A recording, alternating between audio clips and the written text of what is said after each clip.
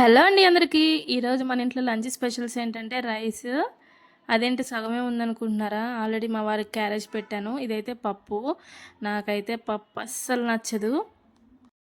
కమ్మని పప్పు నచ్చదు కానీ ఇదేంటి చేదుగా ఉండే కాకరకాయ ఇష్టమా మీకు అని అనుకుంటున్నారా? అస్సలు చేదు ఉండదండి. దీంట్లో కొంచెం బెల్లం వేసి చేసుకుంటా నేను ఫ్రై. అదిగోండి వెల్లుల్లిపాయలు మనకి హెల్త్కి కూడా చాలా మంచిది కదా. నేను ఈ విధంగా వేసి ఫ్రై చేసుకుంటా. చిన్న మంట మీద పెట్టి ఓపిక్గా వండుకుంటే చాలా అంటే చాలా బాగుంటుంది. చేదైతే అస్సలు ఉండదు. ఇలా బెల్లం వేసి చేసుకుంటాం కదా, మనకి ఐరన్ కూడా ఉంటుంది ఇందులో. ఈ వర్షాకాలంలో మనం కంపల్సరీ ఒక్కసారైనా వీక్లో కాకరకాయ అనేది తీసుకోవాలి. సో నేనైతే ఇవి ఇలా తీసుకుంటున్నాను అనమాట. ఇది నేను వేరే విధంగా కూడా ఫ్రై చేస్తాను కానీ దానికన్నా కూడా నాకు ఎక్కువ ఇదే ఇష్టం.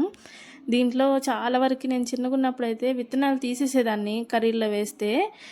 ఫ్రై చేస్తాం కదా, సో క్రిస్పీగా ఉంటాయి. అవి కూడా ఎంజాయ్ చేస్తూ తింటాను నేనైతే. మీకు కూడా ఈ రెసిపీ కావాలంటే మన ఛానల్లో ఆల్రెడీ లాంగ్ వీడియో అప్లోడ్ చేశాను. సో చెక్అవుట్ చేయండి. మీరు కూడా హ్యాపీగా ఎంజాయ్ చేయండి. అన్నట్టు పప్పు ఎందుకు ఇష్టం లేదో చెప్పలేదు కదా. హాస్టల్లో ఉండి ఉండి పప్పు అంటే విరక్తి వచ్చేసిందండి ఒక టైంలో.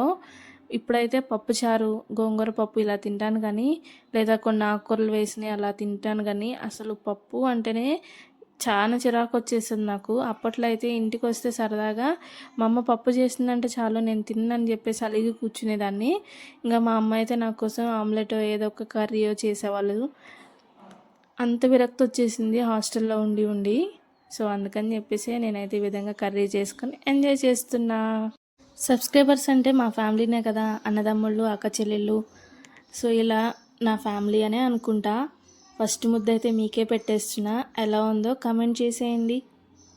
బాగుంది అంటే మీరు కూడా ట్రై చేసి ఎలా వచ్చిందో రెసిపీ నాకు కామెంట్ రూపంలో తెలియచేయండి. నేనైతే కొంచెం కొంచెంగా ఫుడ్ అయితే చాలా ఎంజాయ్ చేసేసా ఈరోజు. ఎందుకంటే నాకు ఇష్టమైన కర్రీ కదా. సో మా వారికి నచ్చదని చెప్పేసి నేను మార్నింగే పప్పు చేసేసా ఆయన కోసం. ఇవి అరకిలో తీసుకుంటే 2 పూటలకి అయిపోతుందండి నాకు. మనం ఎప్పుడైనా సరే కూర ఎక్కువ అన్నం తక్కువ తినాలి. సో అప్పుడే మనకు మంచిది. చూడండి ఏ విధంగా విరిగిపోతుందో విత్తనం. అంత బాగుంటాయి ఫ్రై చేస్తాం కదా, దాని లోపల కొంచెం బెల్లం కూడా వెళ్ళి టేస్ట్ మాత్రం చాలా బాగుంటుంది.